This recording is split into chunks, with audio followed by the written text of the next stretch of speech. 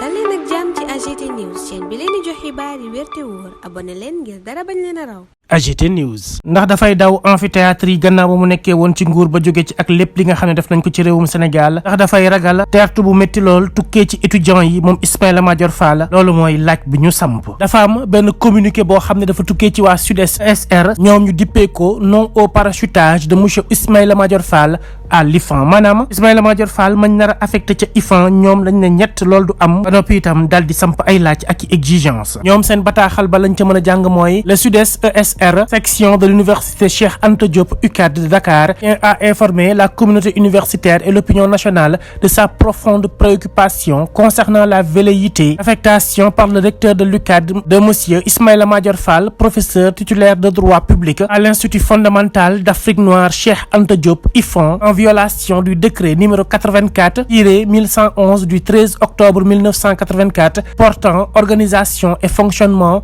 de l'Institut fondamental d'Afrique noire. ñoom nag li nga xam ne moom la ñuy ñaawlu te kay naqarlu mooy Ismaïla Madior Fall mañ nar a affecté ca IFAN te dëppoowul ak charte yi nga xam ne boobule kër moom la lamboo ca naka lañ fay indee aw nit ñoom seen i kàddu organisation ak fonctionnement boobule institut respecté wuñ ko benn yoon te nag bëgg a def lu ni mel mooy recteur bu UCAD daal di ci teg ne cette tentative désespérée du recteur de l'UCAD de caser un ancien ministre se présente de facto comme un détournement de procédure et des règles d'affectation du personnel d'enseignement et de recherche comme stipulé dans les articles 8 et 24 du décret susmentionné serait affecté sans consultation préalable des instances de l'IFAN qualifiées en la matière. Le recteur de l'UCAD, encore une fois, tente de fouler aux pieds les dispositions légales en vigueur de notre institution. ñoom nag li ñu jàpp mooy que ne UCAD recteur ba fa nekk maanaam ku koy jiite la muy doxalee dëppoowul ak yoon sàmmontewul benn yoon ak charte yi nga xam ne mooy doxal boobule kër nga xam ne noonu lañ affecté kii di Ismaïla Madior Fall dafa salfaañee yenn tëralin ak yenn doxalin foofee ca bërëbu utukaayu xam-xam ba waral sax ñoom ñu dolli ci ne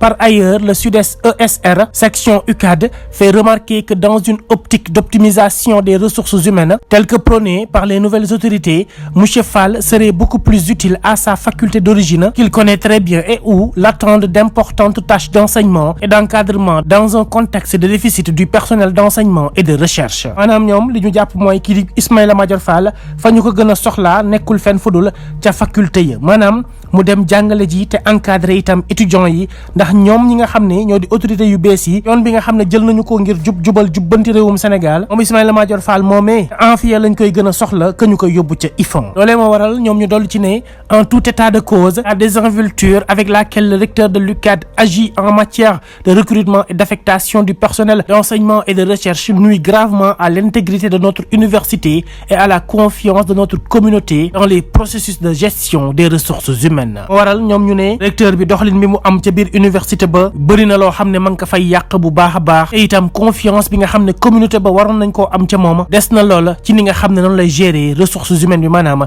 ñiy liggéeyee ca biir université ba loolee moo waral ñoom nag am na ay exigences yoo xam ne teg nañu ko ba ca njëkk a mooy une enquête immédiate sur les circonstances entourant cette velléité d'affectation et sur les personnes impliquées dans cette manœuvre illégale ñoom nee nañu enquête lañ bëgg ñu tijji ko ci ni mu gën a gaawee ngir xam lan moo waral affectation bu jaarul yoon bile ak ñan la ci seen loxo daal di dugg ñaareel ba mooy le respect strict des procédures d'affectation conformément à la législation en vigueur ñaareelu ponk bi ñoom nee nañ li ñu bëgg mooy ñu respecter lépp loo xam ne dafay ñeel affectation maanaam naka la ñuy toxalee nit ci benn bërëb bu mu doon liggéeyee di ko yóbbu ca beneen waaye lépp nag ñu sukkandiku ci li nga xam ne moom la charte boobu lépp université daal di tëral la ñetteel bi te muy mujjanteel bi moo di le maintien du concerné à son poste initial à la faculté des sciences juridiques et politiques jusqu'à ce que toutes les procédures légales aient été correctement suivies ñoom nee nañ la ñuy sàkk mooy kii di Ismaïla Madior Fall ñu bàyyi ko ca postam maanaam muy dem ca amphithéâtre ya jàngale comme nam ko doon defee ca fa nga xam ne fa la ñuy jàngalee lépp lu ñeel wàllum droit ak science politique loolee moo tax ñoom ñu jeexalee seen ay kàddu ne le SUDES ESR section UCAD reste déterminé à défendre les règles de fonctionnement de notre université, les droits des collègues et à assurer que les principes de justice et d'équité y sont respectés. Le SUDES ESR section UCAD encourage ses militants ainsi que l'ensemble de la communauté universitaire à rester mobilisés et solidaires pour faire barrage à cette énième tentative de violation des textes de l'université par son recteur dont le mandat arrive bientôt à échéance. ñoom la ñu jeexalee mooy ñi ngi taxaw temm ngir xeex lépp loo xam ne injustice la foofee ca biir université ba duñu ko nangu benn yoon danañu taxaw université bi taxawu itam ak yelleefu seeni ay collègues ci ni mu waree. beneen mbir mi mooy ñi ngi encouragé képp ku fay liggéeyee ngir ñoom ñëpp ñu ànd booloo def benn say ngir baare lii nga xam ne dëppoowul ak yoon recteur bi bëgg ka faa def te sax moom ci boppam léegi mu daal di fay jugee. loolee mooy bataaxal bi nga xam ne ñoom waa SUDES ESR daal di nañ koy jagleel askanu Sénégal ngir ñu xam lay xew ca biir université. kon nag li ñu jàpp mooy Ismaïla Madior Fall dafay daw Anfia moo waral ñoom ñu taxaw temm ne lu ni mel du am lépp nañ ko teg ci yoon recteur bi ni mu doxalee jaarul yoon. AGT News.